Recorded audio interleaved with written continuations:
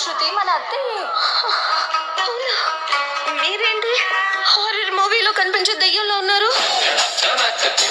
నిద్రపోయేటప్పుడు మొహం కడుక్కోమని చిలక్కి చెప్పినట్టు చెప్పాను. విన్నావా? పిల్లలందరూ జడుచుకున్నారు.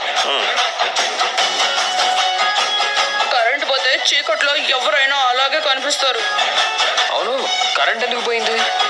బయట అందరిలోనూ ఉంది. అయితే ఎవరు కరెంటు బిల్లు కట్టలేదేమో. నేను బిల్లు రాగానే కట్టేశాను. అయితే ఫ్యూజ్ పోయినట్టుంది. రే మనోజ్, వెళ్ళి చూడరా. అమ్మో, నాలో ఇంకా భయం పోలేదు. జాగ్రత్తరా, రాత్రిపూట జ్వరం తెచ్చుకుంటావేమో. నేనే వెళ్ళి చూస్తానులే. నేను వస్తానయ్యా. ఫ్యూజే పోయింది నాన్న, పెట్టేశాను. కాసేపు అందరినీ హడలు కొట్టేశావు. నిజంగా ఫ్యూజే పోయిందా? అవును. అలా ఎలా జరిగింది? ఆ ఊరికి ఎందుకు పోతుంది నాన్న? ఎవరన్నా స్విచ్ బోర్డ్ లో వైర్ పెట్టి ఉండాలి, లేదా ఆన్ ఆఫ్ చేస్తే పోతుంది. రే, మీలో ఎవర్రా ఏదో పని చేసింది? రే, నేను కాదు.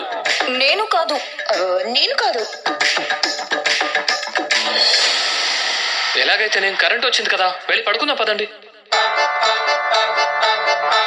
అమ్మా, ముందెళ్ళి ఫేస్ వాష్ చేసుకోమ్మా.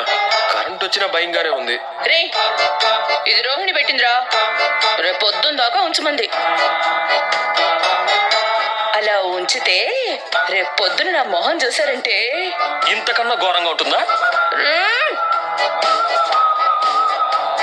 ఇదిగో ఇప్పుడే చెప్తున్నా, నువ్వు మొహం కడుక్కొని వస్తేనే గదిలోకి రాణిస్తా.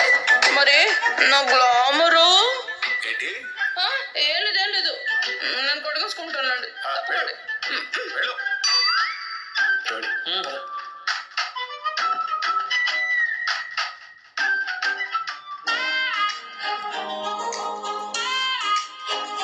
అదేంటి అలా వచ్చేస్తున్నావు?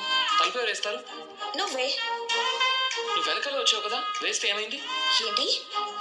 నేను రాను నీకు సర్వెంట్ లా కనిపిస్తున్నానా? ఆర్డర్స్ వేస్తున్నావు, అరుస్తున్నావు. ఎలా కనిపిస్తున్నాను నీకు? ఈ మధ్య చూడీదార్ వేసుకున్న రాక్షసులా కనిపిస్తున్నావు. నువ్వు కూడా నైట్ డ్రెస్ వేసుకున్న రాక్షసుల్లా కనిపిస్తున్నావు. అమ్మ, ఎవరైనా వింటారన్న భయం కూడా లేదు. మీ అమ్మలాగే. మా అమ్మలాగే ధైర్యం ఎక్కువ. మధ్యలో మా అమ్మని తీసుకురాకు. మా అమ్మ ఫేస్ ప్యాక్ వేసుకొని భయపడితే మీ అమ్మ ఫేస్ ప్యాక్ వేసుకోకుండానే భయపడుతుంది. రవి, నా జోలికి రాకు. మా అమ్మ గురించి కామెంట్ చేయకు. నచ్చడం లేదు. ఇక మిగతా కూడా మీ అమ్మలాగే పెద్దదని